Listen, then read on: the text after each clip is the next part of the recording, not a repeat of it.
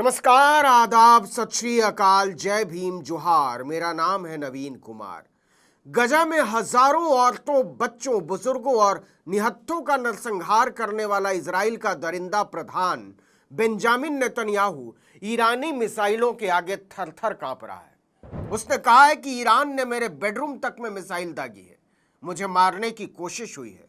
वह दुनिया की सहानुभूति बटोरने की कोशिश कर रहा है, लेकिन इस दहशतगर्द की नींद उड़ी हुई है। जिस ईरान को खत्म कर देने के लिए नेतन्याहू और डोनाल्ड ट्रंप डींगे हाँक रहे थे, और दोनों के चेहरों पर आज हवाइयां उड़ रही हैं।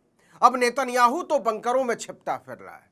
कुछ मीडिया आउटलेट्स का यहां तक कहना है कि वो देश को दांव पर लगाकर भाग गया है। फिर एक खबर फैलाई गई कि नेतन्याहू बैटयाम शहर में है। वो जहां भी हों, लेकिन मोर्चे से भागे हुए हैं। यह देखकर इजराइल में उसके खिलाफ लोगों का गुस्सा फूट पड़ा है। एक वीडियो वायरल हुआ है जिसमें इजराइल के लोग खुद इजराइल का झंडा जला रहे हैं। यह वीडियो कहां का है इसका तो पता नहीं, लेकिन यह बात सच है कि केवल 4 दिन के भीतर इजराइल और अमेरिका दोनों की हेकड़ी हवा हो चुकी है। और अब तो खुद आईडीएफ मान रहा है कि हम एक मुश्किल मुकाबले में हैं और यह जंग एक तरफा हरगिज नहीं होने वाली है। इजराइल ने यह भी मान लिया है कि जिन आयरन डोम्स पर उसे नाज था, ईरानी मिसाइलों ने उन्हें भेद डाला है। अब जरा इजराइल और अमेरिका की बेचैनी को समझने की कोशिश कीजिए। सनकी प्रेसिडेंट डोनाल्ड ट्रंप ने ईरान के हमलों के बाद बहुत हताशा में लगभग गिड़गिड़ाते हुए एक ट्वीट किया है। इसमें एक तरफ वो ईरान को महान बता रहे हैं, तो दूसरी तरफ 14वीं बार बोल दिया कि भारत और पाकिस्तान का सीज फायर मैंने कराया था। उसी तरह से अब मैं ईरान और इजराइल के बीच भी समझौता कराऊंगा। यह ईरान को ट्रैप में फंसाने की अमेरिका की कोई चाल भी हो सकती है और मोर्चे से पीछे हटने का एक बहाना भी, लेकिन एक बात तय है कि ईरान को गजा समझना इजराइल के लिए नासूर साबित हुआ है।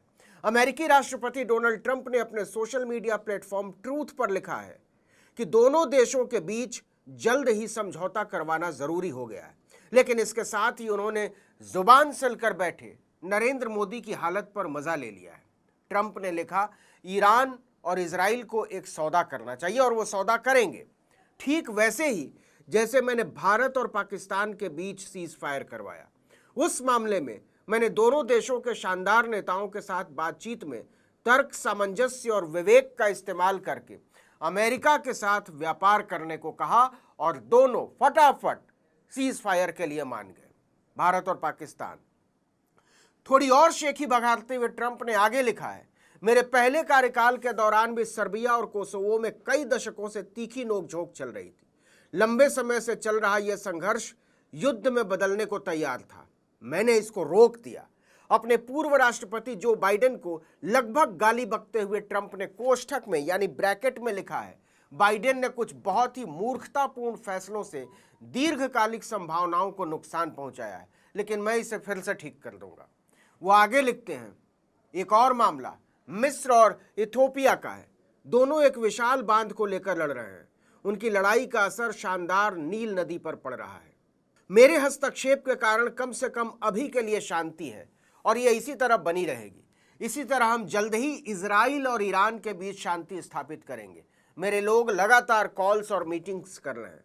मैं बहुत कुछ करता हूं और कभी किसी चीज का श्रेय नहीं लेता, लेकिन कोई बात नहीं, लोग समझते हैं। मध्य पूर्व को फिर से महान बनाएंगे। अब जरा ट्रंप की इस तड़प को समझने की कोशिश कीजिए।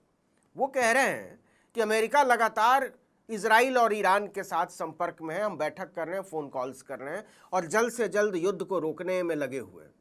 फिर ट्रंप की उस धमकी का क्या हुआ जिसमें इजरायली हमले के फौरन बाद उन्होंने ईरान को औकात में रहने की नसीहत देते हुए कहा था कि हमारे पास संसार के सबसे विनाशकारी हथियार हैं और अगर हमारी शर्तें नहीं मानी तो हम ईरान को कहीं का नहीं छोड़ेंगे। तो अब क्या हुआ? दरअसल ईरान ने इजराइल पर 270 से ज्यादा मिसाइलें दागी हैं। उसके एयर डिफेंस सिस्टम को ईरान ने कचरा साबित कर दिया है। कई मिसाइलें रिहायशी इलाकों में गिरी हैं, कुछ मिसाइलें इजरायली रक्षा प्रतिष्ठानों पर गिरी हैं। ईरान ने इजराइल पर दोबारा हमले शुरू कर दिए। 16 जून की सुबह सुबह ईरान ने इजराइल पर अब तक का सबसे बड़ा हमला किया।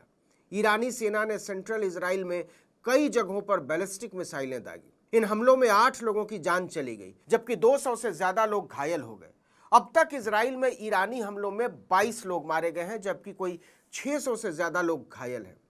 इससे पहले इजराइल ने ईरान के विदेश मंत्रालय पर हमला किया था। इसमें 100 से ज्यादा लोग घायल हो गए थे। 14 जून को इजरायली सेना ने ईरानी रक्षा मंत्रालय पर भी हमला किया था। इसके बाद ईरान ने तेवर और कड़े कर लिए। ईरान में इजरायली हमलों से अब तक 224 लोगों की जान गई है, जबकि कोई 1300 लोग घायल हुए हैं। लेकिन दोनों के बीच अंतर यह है कि ईरान तो इस विनाश के लिए तैयार था, लेकिन इजराइल बिल्कुल नहीं था। उसने ईरानी प्रतिवाद को लेमनचूस समझा था। उसे कमतर और कमजोर समझना इजराइल के लिए भयावह साबित हुआ है, और इससे ज्यादा भयावह साबित हुआ है उसके आका अमेरिका के लिए। जिस इजरायली सेना ने धमकी दी थी कि अगर ईरान ने मिसाइलें दागनी बंद नहीं की तो वो तेहरान को जला देगा, वही सेना अब तेल अवीव को जलता हुआ देख रही है। उसने आधिकारिक तौर पर कहा है कि ईरान बड़े पैमाने पर मिसाइलें दाग रहा है। इजराइल के कई इलाकों में हवाई हमलों के सायरन सुनाई पड़ रहे हैं। ईरानी बैलिस्टिक मिसाइलों की वजह से सैकड़ों इजरायली अपना घर छोड़ने पर मजबूर हो गए हैं। इजराइल ने ऐसी दहशत इससे पहले कभी नहीं देखी है। नतीजा, नेतन्याहू का विरोध बढ़ता जा रहा है। कई मीडिया रिपोर्ट्स में यह भी दावा किया गया है कि इजराइल ईरान के supreme leader Ayatollah Ali Khamenei की हत्या की साजिश रच रहा था, और इसके लिए वो अमेरिका की मंजूरी चाहता था। लेकिन डोनाल्ड ट्रंप ने इसके लिए हाँ करने से साफ मना कर दिया। इसके पीछे कारण यह बताया जा रहा है कि अगर खामनेई पर इजराइल ने हाथ डाला होता तो अरब देशों से मिल रहा समर्थन एक व्यापक विरोध में बदल सकता था, और इस बात की कोई गारंटी नहीं ले सकता कि खामनेई के बाद जो सुप्रीम लीडर बनेगा उसका नजरिया अमेरिका, इजराइल और पश्चिमी देशों को लेकर अलग या कम सख्त होगा। इसलिए ट्रंप प्रशासन हर हाल में चाहता है कि यह जंग रुकनी चाहिए, इसके लिए चाहे जो करना पड़े, क्योंकि इस जंग में सबसे ज्यादा अगर इज्जत का फालूदा हुआ है तो अमेरिका का। उसका यह भ्रम टूटकर बिखर चुका है कि वो इजराइल के पीछे से खड़ा होकर ईरान का जो भी हाल करना चाहेगा वो कर लेगा, और इसकी कोई व्यापक प्रतिक्रिया नहीं होगी।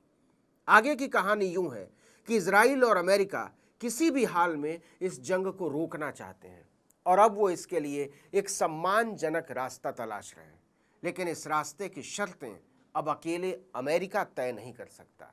याद कीजिए, ईरान के सुप्रीम लीडर आयतुल्लाह खामनेई ने इजरायली हमले के अगले ही दिन क्या कहा था? उन्होंने कहा था कि यह हमला शुरू भले इजराइल ने किया हो, लेकिन यह जाएगा कहां ये हम तय करेंगे। लेकिन ये इतनी जल्दी सच होता हुआ नजर आएगा, इसका अनुमान न तो डोनाल्ड ट्रंप ने लगाया था और ना ही उनके बीबी उर्फ बेंजामिन नेतन्याहू ने। इस वीडियो में इतना ही, लेकिन अगर आपने आर्टिकल 19 इंडिया को अब तक सब्सक्राइब नहीं किया है तो फौरन कर लीजिए। बेल आइकॉन दबाइए, घंटी जैसी आकृति लाइक कीजिए और कमेंट करके बताइए हमारा वीडियो आपको कैसा लगा। हमारा ट्विटर हैंडल है article19_India और मेरा ट्विटर हैंडल है नवीन जर्नलिस्ट। नमस्कार।